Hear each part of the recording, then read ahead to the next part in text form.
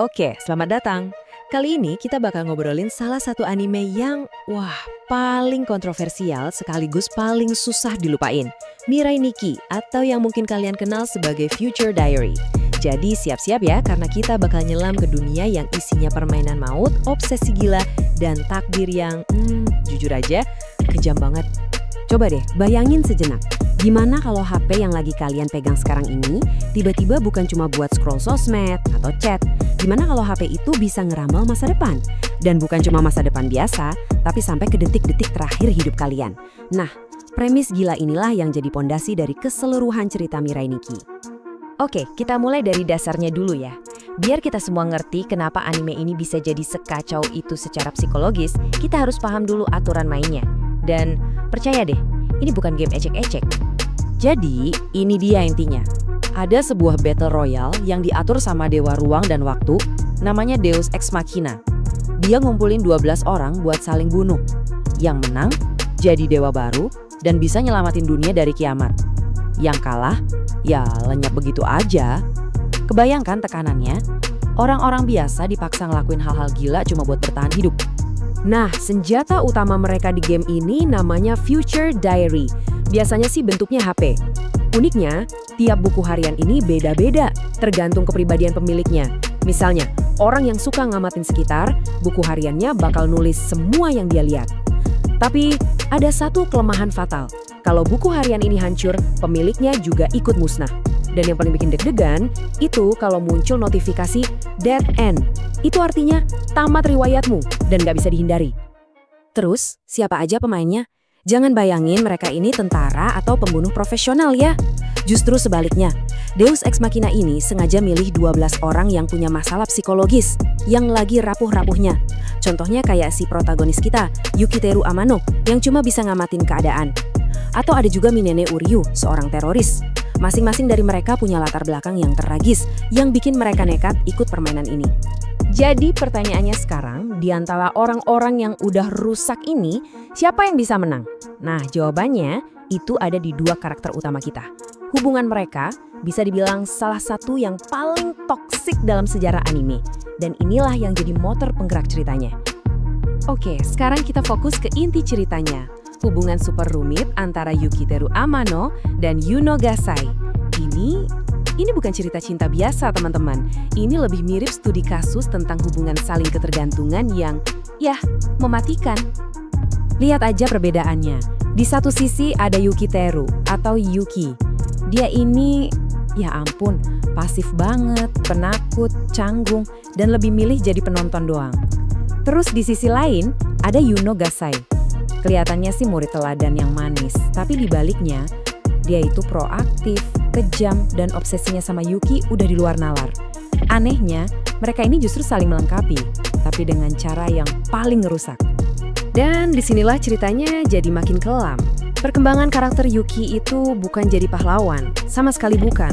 Justru sebaliknya, trauma berat setelah orang tuanya meninggal itu benar-benar ngerusak moralnya. Pelan-pelan, dia berubah dari korban yang menyedihkan, jadi pemain yang dingin, manipulatif, dan akhirnya jadi monster juga. Dan di setiap langkah Yuki, selalu ada Yuno yang bilang, "Aku akan melindungimu, Yuki." Kalimat ini kedengerannya manis kan? Tapi ini bukan sekedar janji. Ini mantra obsesif dari seorang psikopat. Yuno itu pelindung sekaligus monster bagi Yuki. Tapi, di balik semua kegilaan Yuno, ada satu rahasia besar yang belum kita tahu. Jadi, kalau kalian mikir Yuno Gasai itu cuma cewek yandere biasa yang obsesif, kalian salah besar. Dia lebih dari itu, jauh lebih dari itu. Dia adalah kepingan puzzle terakhir yang bakal ngebuka semua misteri di anime ini. Oke, buat yang belum tahu, Yuno Gasai ini bisa dibilang Ratu Yandere. Yandere itu tipe karakter yang awalnya kelihatan manis dan penuh cinta, tapi cintanya itu berubah jadi obsesi yang brutal dan psikotik. Nah, Yuno inilah yang bikin arketipe ini jadi terkenal di seluruh dunia. Bahkan mukanya yang lagi gila itu jadi meme di mana-mana. Tapi ada alasan kenapa dia jadi yandere paling ikonik.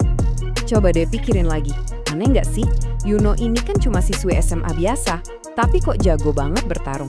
Kok dia kayak udah tahu semua hal yang bakal terjadi, seolah-olah dia punya kemampuan supernatural. Nah, itu bukan kebetulan sama sekali. Justru kehebatan dia inilah petunjuk terbesar buat kita yang mengarah ke salah satu plot twist paling mind-blowing. Siap, ini dia plot twistnya.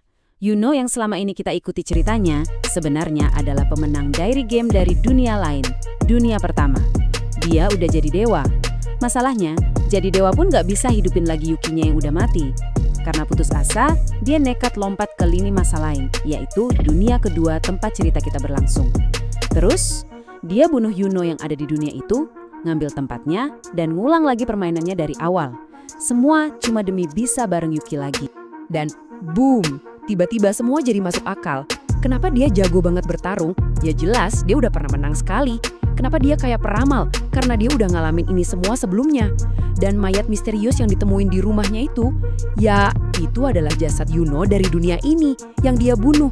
Satu pengungkapan ini bener-bener ngebalikin semua yang kita kira kita tahu soal cerita ini. Nah, dengan semua kegilaan, plot twist gila, dan karakter yang, ya begitulah, nggak heran kalau Mirai Nikki ini jadi anime yang super kontroversial. Jadi pertanyaannya, kenapa sih anime ini bisa dicintai banget sama sebagian orang, tapi juga dibenci setengah mati sama yang lain? Oke, kita lihat dari dua sisi ya.